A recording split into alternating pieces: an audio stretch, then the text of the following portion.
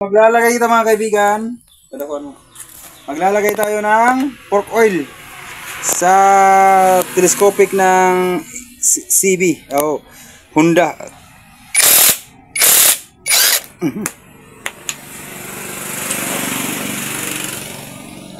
Okay, sa paglalagay nito mga kaibigan, nagpalit kasi tayo ng oil seal.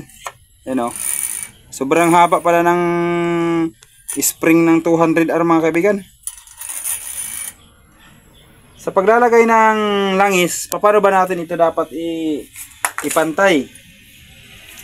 Dapat magkapantay ito sa ang dalawa magkapantay dapat. So sa paglalagay nito mga kaibigan, ganito lang ang diskarte. Okay. Ganyan. Ganyan ang kanyang posisyon. I-post nyo lang mga kaibigan.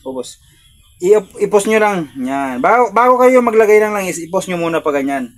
Oh. Tapos saka nyo nalalagyan ng langis. Patay ng langis.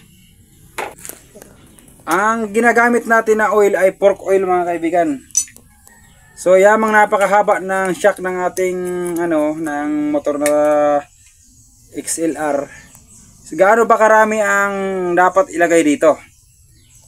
So habang naka-off yan, pwede mo yan lagyan. Habang nakasagad yan, pwede mo yan lagyan. Yan. Yun. So maliit na ang laman. Post nyo. Akatakin nyo pataas. Yun. Tapos ilagay nyo mga kaibigan ang spring. Sa spring dito ay magkadikit-dikit, dito ay hindi. So yung magkadikit-dikit sa spring natin ay paganyan yan. Yan. Yun.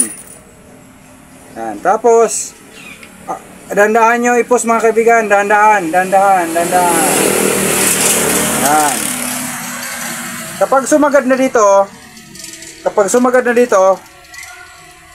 lagyan nyo uli, kapag hindi pa napuno, lagyan nyo uli ng oil. So lagyan natin uli. Hanggang sa mapuno ito mga kaibigan.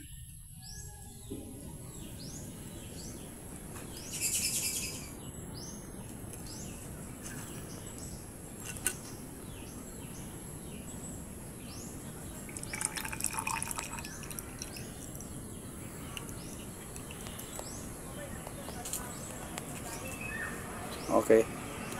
Sa ganitong baston mga kaibigan, sa ganito, tig-isa lang. Isa lang na pork oil. Tig-isa lang. Ganon din sa kabila ng baston, tig-isa lang. So ganito.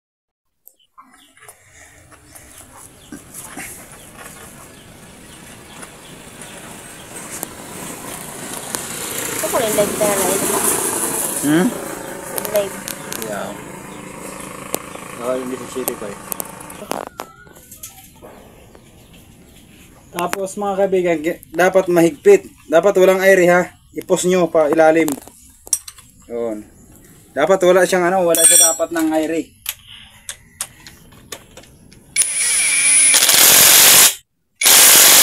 Yun. Tingnan natin ang travel. Ito. Tingnan natin. Post natin nasa ayos.